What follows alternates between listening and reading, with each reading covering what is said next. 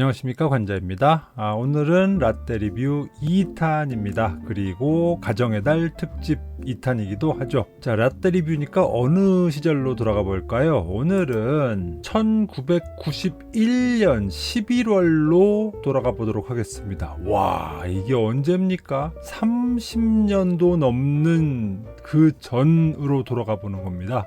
가슴이 두근두근거리네요. 오늘 소개해드릴 제품은 내돈내산이고요. 오늘 함께 보고자 하는 제품은 한국전자 KEC의 다이나톤 HS900이라는 전자 키보드입니다. 우와, 이건 뭐야?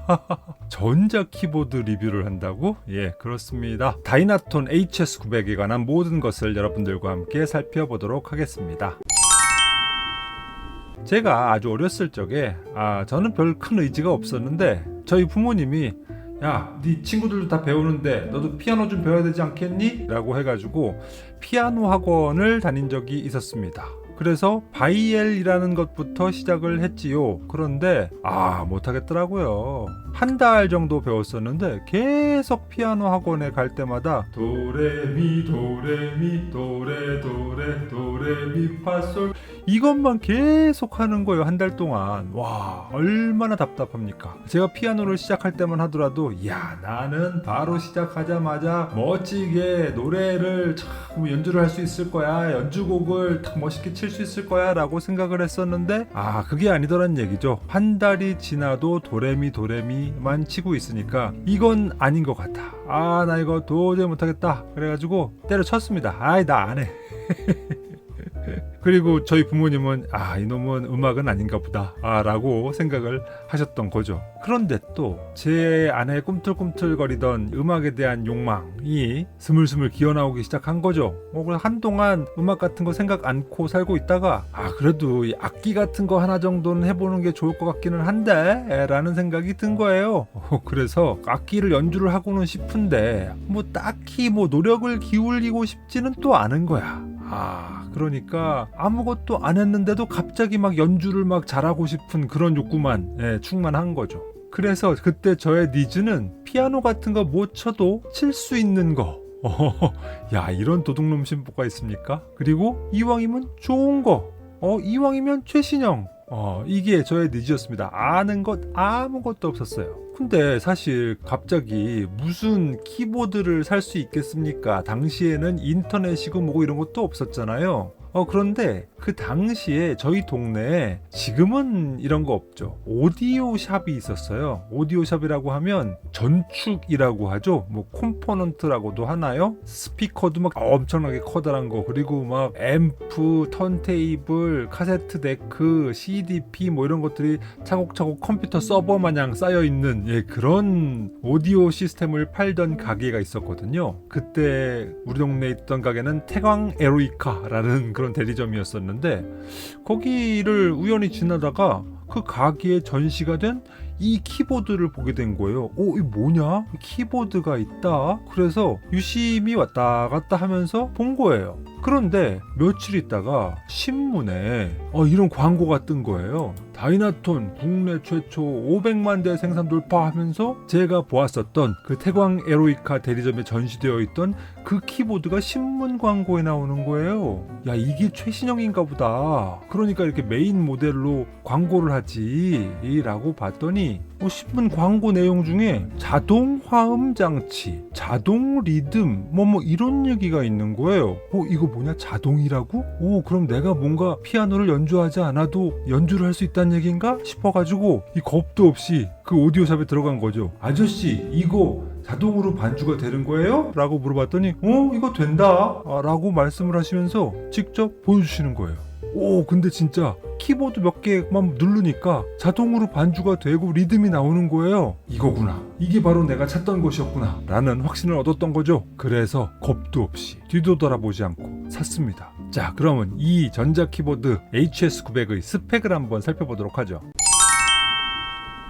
한국전자 다이나톤 HS900의 건반 수는 총 61건반입니다. 그리고 동시 발음은 최대 12음까지 낼 수가 있어요. 이 동시 발음이 왜 중요하냐면요, 일반 어쿠스틱 피아노를 칠 적에 음표를 딱딱 끊어가면서 치지 않잖아요. 즉 앞에 음을 치고 다음 음을 치면 그 앞에 쳤던 음이 잔향이 남아있잖아요. 그런데 어쿠스틱 피아노 같은 경우에는 망치가 현을 때려서 나는 소리다 보니까 물리적으로 잔향이 남아있거든요. 그런데 디지털 키보드 같은 경우에는 그냥 신호가 안 들어오면 뚝 끊기는 거예요. 그러니까 일정 시간 동안 그 신호를 유지시켜주는 기능을 하게 되는 것이 필요하게 되는 것이고, 그런 것들을 다 소리가 나는 것처럼 처리를 하기 위해서는 동시에 소리가 나오게 하는 시스템이 필요한 거죠. 그래서 동시 발음수가 필요하게 된 겁니다. 이것이 12음까지가 가능하다라는 것이죠. 당시에는 뭐 아무 생각이 없었지만 지금 와서 생각해보면 손가락이 10손가락인데 뭐 그러면 충분한 것 아냐?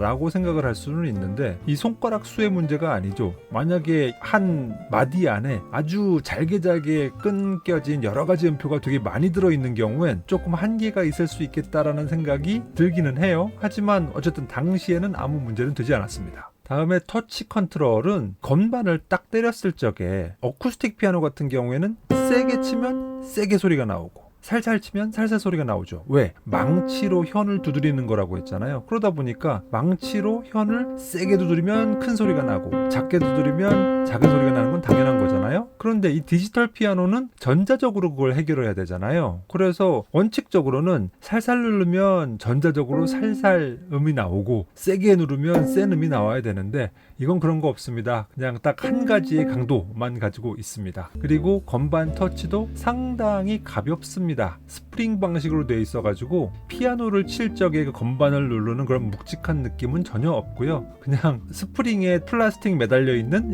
딱 그 정도의 느낌인 거예요. 되게 가볍습니다. 그리고 사운드 제너레이션, 소리 제조 방식은 PCM, 펄스 코드 모듈레이션이라는 방식인데요. 이게 당시만 해도 거의 최초였었나 봐요. 그래서 꽤 홍보를 하는 것 같더라고요. 그리고 넘버 오브 톤스, 전자 키보드다 보니까 다양한 종류의 소리가 들어있어요. 총 110가지의 소리가 들어있습니다. 야, 어마어마하죠. 그리고 리듬의 수도 56가지나 들어있는 거예요. 그리고 이 키보드 안에는 메트로놈 기능도 있어서 4분음표 기준으로 40에서 256가지의 메트로놈을 표시를 해줄 수가 있습니다. 그리고 녹음 기능도 제공을 하는데요. 우리는 보통 녹음 기능이다 그러면 뭐 몇 분까지 가능하다 뭐 이런 표현을 쓰잖아요. 그런데 이 당시에는 음 자체를 하나하나 전자적인 신호로 담았던 거예요. 그러다 보니까 1250음까지만 녹음을 할 수 있었어요. 그리고 요것을 얼추 계산을 해보니까 가요 한 곡 정도 얼추 녹음할 수 있는 정도더라고요. 그리고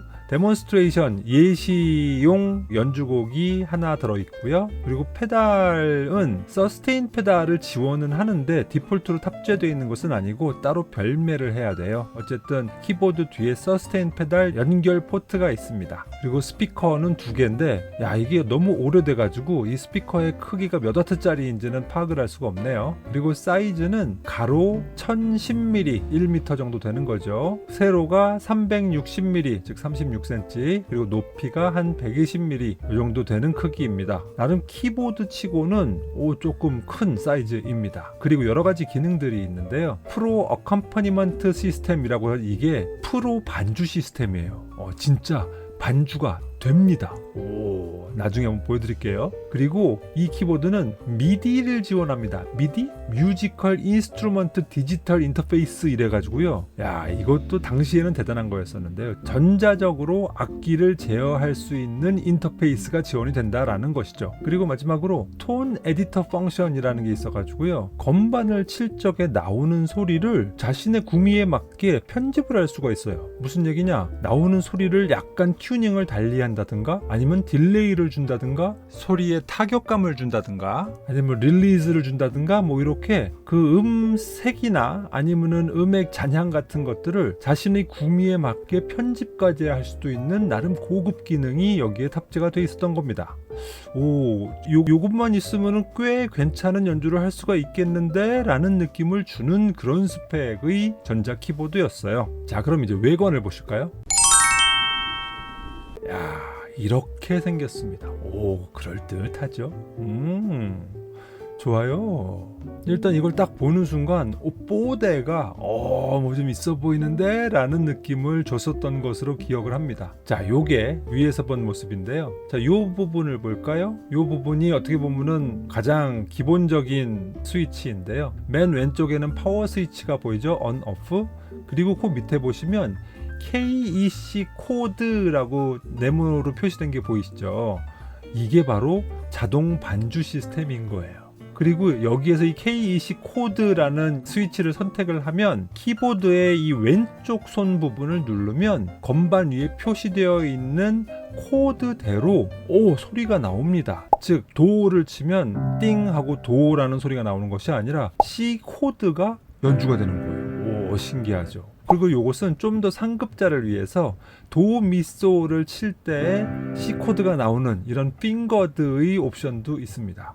그리고 맨 아래에는 미디 스위치가 있죠. 요거를 선택을 하면은 다른 컴퓨터 음향 장비들과 함께 인터페이스를 통해서 연결이 되는 것이죠. 그리고 메인 볼륨이 있는데 이거는 스피커에서 나오는 소리를 조절하는 것이고요. 그리고 바로 옆에는 어컴퍼니먼트 볼륨이 있는데요. 이게 반주의 크기를 따로 조절하는 볼륨이 있는 거예요. 그리고 그 바로 옆에는 리듬 볼륨도 따로 있어요. 전반적인 메인 볼륨 아래에 반주 볼륨이나 리듬 볼륨을 따로 두어가지고 반주와 연주의 밸런스를 맞추기 위한 용도의 볼륨 부분이 되겠습니다. 그 다음에 이쪽 빨간 부분을 보시면 여기 엄청나게 많은 버튼이 보이잖아요. 비트가 있고 톤이 있죠. 그래서 여기서 56종의 리듬과 110종의 톤을 여기에서 선택을 해서 낼 수가 있게 만드는 스위치입니다. 그럼 도대체 무슨 소리가 있길래 무슨 리듬이 있길래 보시면 이렇게 위에 리스트가 있거든요. 여기 보시면은 비트 그룹만 하더라도 뭐 락, 팝, 재즈, 펑크, 클래식, 라틴, 뭐 베리어스 뭐 있고요. 이 안에 기기묘묘한 그런 모든 리듬들이 다 들어있어요. 웬만한 리듬들을 다 커버를 하고 있습니다.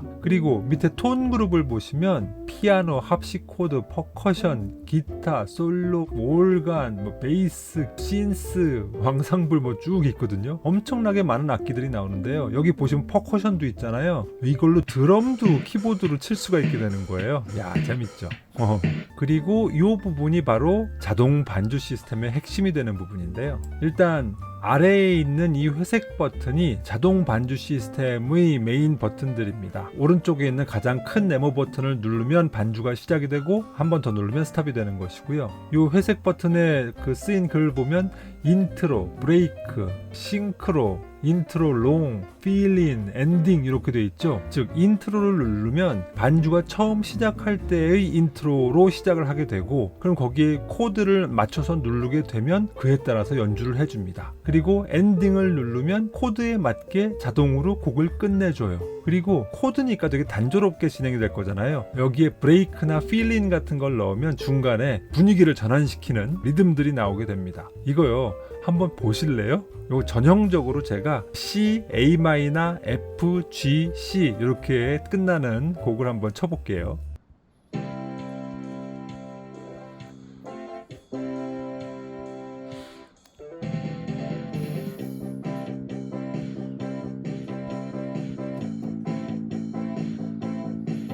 야, 어떠십니까? 기가 막히지 않습니까? 이거야말로 정말 피아노 칠 줄 몰라도 아무 노력 없이 그럴듯하게 키보드를 칠 수 있게끔 만드는 제가 바라던 바로 그 기기였던 겁니다. 그리고 이 부분이 바로 톤 에디터가 되겠죠. 그래서 디튠, 소리의 튜닝을 바꾸는 그런 기능도 있고, 딜레이 기능도 있고, 어택, 디케이, 이거는 이제 건반을 쳤을 적에 강한 타건감을 주는 소리를 낼 것이냐 아니면 부드럽게 들어갈 것이냐를 선택할 수 있는 버튼이 되겠습니다. 릴리즈를 통해 가지고 뒤에 잔음을 좀 오래 길게 유지를 한다든가 이런 기능이 있는 거예요. 근데 사실은 이거는 제가 전문가가 아니라서 딱히 쓸 일은 없었습니다. 그리고 맨 오른쪽에는 데모 버튼이 있죠. 요 데모 버튼 곡도 한번 들어보실래요? 야, 이거 휘황찬란합니다.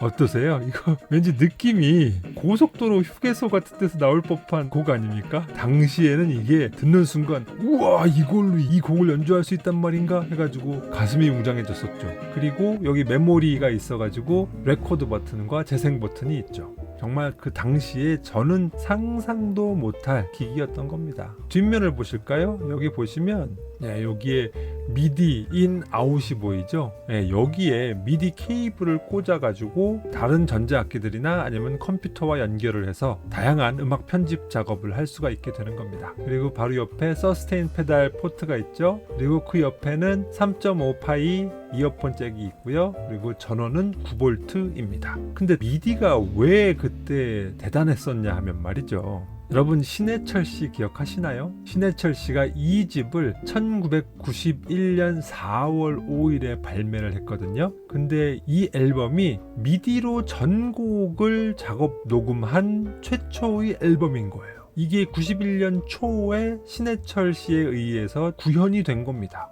그런데 제가 91년 11월에 이 미디 키보드를 봤다니까요. 그러니까 제 입장에서는 어떻겠습니까? 와, 이거만 있으면 나도 곧 신해철 같이 되는 거야? 라는 얼토당토하는 꿈을 꾼 거죠. 그러니까 당시로서는 이런 전자 키보드 자체도 흔하지 않았지만 이것이 미디를 탑재하고 있다는 것만으로도 상당히 가치가 있는 그런 기기였던 겁니다. 밑바닥을 볼까요? 여기 보시면은 이 건전지 커버가 보이죠? 여기에 1.5V 건전지인데 제일 사이즈가 큰 D 사이즈 건전지가 6개가 들어갑니다. 그래서 9V가 되는 것이죠. 그리고 여기 뭐가 잔뜩 붙어 있네요. 요거 한번 확대 좀 해볼까요? 여기 보시면 제조 일자가 1991년 9월 16일로 찍혀 있군요. 9월 16일 날 생산을 해서 제가 11월 달 정도에 사게 된 것이죠. 권장 소비자 가격이 49만 8천 원이라고 적혀 있네요. 그리고 여기 맨 오른쪽에 보시면 특별 소비세 납세 증지라는 게 붙어 있어요. 특별 소비세가 뭡니까? 고가의 사치품을 살 적에 거기에 대해서 특별히 더 세금을 매기는 게 특별 소비세고, 그 특별 소비세를 냈다라는 표시가 납세 증지인 거잖아요.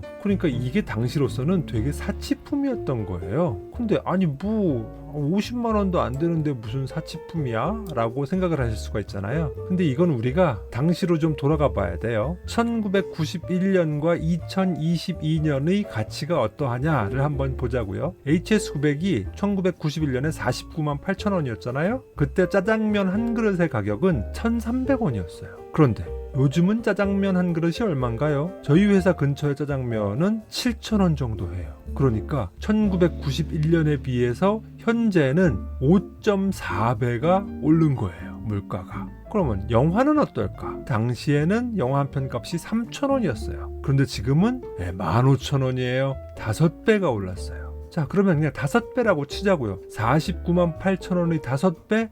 지금의 가치는 249만 원의 가치였던 거예요, 당시에. 이러면 얘기가 달라지죠. 그러니까 아니 제대로 머리에 피도 안 마른 놈이 세뱃돈 모은 거, 용돈 모은 거 막 이것저것 다 영끌을 해가지고 250만 원 가까이 되는 돈을 키보드를 사는데 썼다. 생각해보면 어이가 없는 거죠. 만약에 부모님이 이걸 알았더라면 아마 경을 쳤을 거예요. 자, 그러면 이 HS900의 장단점을 한번 살펴봅시다. 먼저 HS900의 장점인데요. 보급형 전자 키보드 중에서는 최상급입니다. 물론 당시 250만 원 정도의 가치였다면 상당히 비싼 가격이었지만 나름 보급형 전자 키보드 중에서는 최상급이었다라는 것이고요. 휴대성이 꽤 뛰어났죠. 예, 이게 휴대용 가방을 줬었거든요. 그래가지고 여기 휴대용 가방에다 넣으면 꽤 무겁기는 했지만 어쨌든 들고 이동을 할 수가 있었습니다. 사실 피아노를 들고 이동한다는 건 뭐 어림도 없는 생각이잖아요. 하지만 이것은 가벼운 플라스틱으로 된 키보드이기 때문에 어디든지 맘만 먹으면 가지고 나가서 또 건전지로 작동을 하는 것이기 때문에 어느 장소에서도 연주를 할 수 있는 키보드였던 겁니다. 그리고 세 번째로 장점이 자동 반주 시스템이에요. 이거 아까 전에 보셨잖아요. 진짜 반주가 된다니까요. 물론 뭐 대단한 엄청난 반주는 아니지만 어쨌든 좀 조악한 노래방 반주 수준은 됐었어요. 그리고 네 번째로는 이 내구성이 갑입니다. 플라스틱으로 돼서 되게 약할 것 같죠? 그런데 나름 튼튼해요. 지금 이 전자기기가 30년이 넘었잖아요. 그런데 지금도 아무 이상 없이 잘 돌아갑니다. 그러니까 엄청난 내구성인 거죠. 정말 엄청난 강점을 가진 전자 키보드였습니다. 근데 가정의 달 특집이라면서 키보드 얘기만 잔뜩 해. 그쵸. 왜 제가 이 아이템이 가정의 달 특집으로 할 만한 아이템이었느냐? 여러분들은 이 키보드를 이미 한번 보신 적이 있어요. 언제? 잡스런 리뷰 1주년 특집 때 우리 집에 사는 윤희님이 이 키보드를 가지고 축하 연주를 하셨었죠. 그때 즉 21년 9월쯤에 막 저희 딸내미가 피아노를 배우기 시작했거든요. 그런데 갑자기 피아노를 살 수는 없잖아요. 그 비싼 걸. 그래가지고 피아노는 피아노 학원에서 치고 집에 와서 연습할 적에는 이 키보드를 사용해라 라고 해가지고 딱 내줬는데 지금도 쌩쌩 잘 돌아가는 거죠. 그래서 이 기기는 대를 이어서 쓰게 된 기기입니다. 아빠가 어렸을 적에 가지고 놀던 전자 키보드인데 그것을 딸이 이어받아서 치고 있다. 야, 이거 얼마나 뿌듯한 일입니까? 애들은 참 학습 능력이 대단한 것 같아요.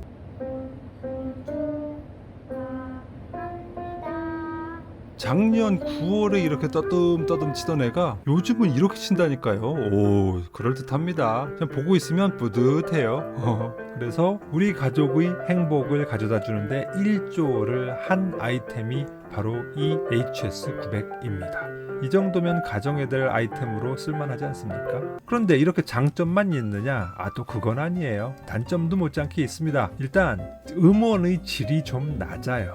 이게 그냥 스피커로 나올 적에는 잘 모르는데 헤드폰을 쓰고 나오는 소리를 듣잖아요. 그러면 이게 영 피아노 음색이 아닌 거예요. 그냥 피아노를 흉내낸 전자음이구나 라는 것이 느껴져요.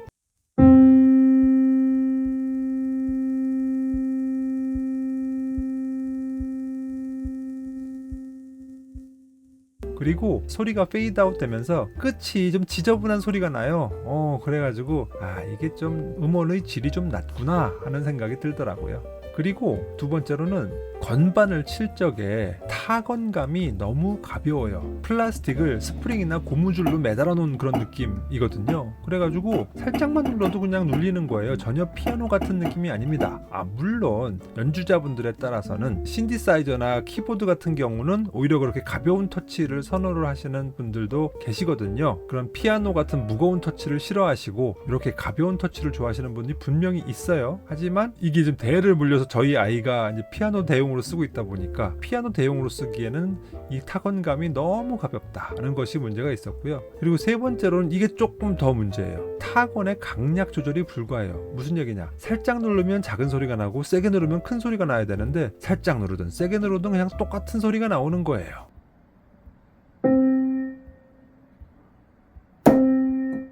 그러다 보니까 곡의 맛이 안 나는 거죠. 그래서 이것은 피아노 대체용은 전혀 될 수가 없다라는 것이죠. 그리고 마지막에 사실은 가장 커다란 단점이자 한계였는데요. 61건반이라는 게 한계였어요. 아니 왜 61건반이면 꽤 많은 거 아니야? 이게요. 바이엘 정도 칠 때는 아무 문제가 없어요. 그런데 애가 이제 체르니로 넘어가고 나니까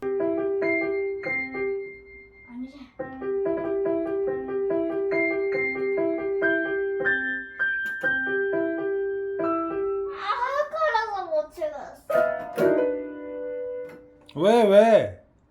건반 개수가 너무 좋네. 건반이 없다고? 아니 그게 더 이걸 넘어가? 이렇게 넘어가서 막 이렇게. 그래 그걸로 그럼 더 이상 못 치는 거야? 헷갈려. 61건반으로는 커버가 안 되는 거예요. 더 높게 올라간다는 거예요. 그러다 보니까 어느 시점부터는 더 이상 이 건반으로 피아노 연습을 할 수 없는 지경에 이르게 됩니다. 그래서 제가 큰맘 먹고 저희 딸내미를 위해서 디지털 피아노를 사게 된 것이죠. 자, 오늘의 라떼 리뷰 30년도 넘은 전자 키보드를 보셨습니다. 제가 혹시나 싶어가지고 혹시 HS900에 관한 리뷰가 있을까 싶었는데요. 중고나라 같은 데는 종종 이 아이템이 보이는데 이 기기에 대한 리뷰는 전혀 찾아볼 수가 없습니다. 이 리뷰는 세계 최초도 아니고 더 이상은 있을 수가 없는 세계 유일의 리뷰가 되겠습니다. 지금은 한국전자라는 브랜드가 사실상 없어졌지만 다이나톤이라는 브랜드는 아직 남아 있어요. 그래서 지금도 디지털 피아노 생산 업체로서는 상당한 인지도를 가지고 있습니다. 오늘은 이 정도로 정리를 할게요. 한때 저의 객기로 들여놓긴 했지만 지금도 유용하게 잘 쓰고 있는 HS900에 관해서 소개를 시켜드려 봤고요. 다음 시간에는 그래서 이런 HS900의 단점을 보완하기 위해서 제가 큰맘 먹고 산 제대로 된 디지털 피아노를 여러분들께 소개시켜 드리도록 하겠습니다. 오늘 컨텐츠도 재밌었다. 나는 디지털 피아노나 전자 키보드에 대해서는 뭐 관심이 없었는데 또 이렇게 들어보니까 들을 만한 구석이 있네 라는 생각이 드셨다면 구독, 좋아요, 알림 설정 부탁드리겠습니다. 그럼 저는 또 다음 시간에 인사드리도록 하겠습니다. 감사합니다. 누구냐 너? 남자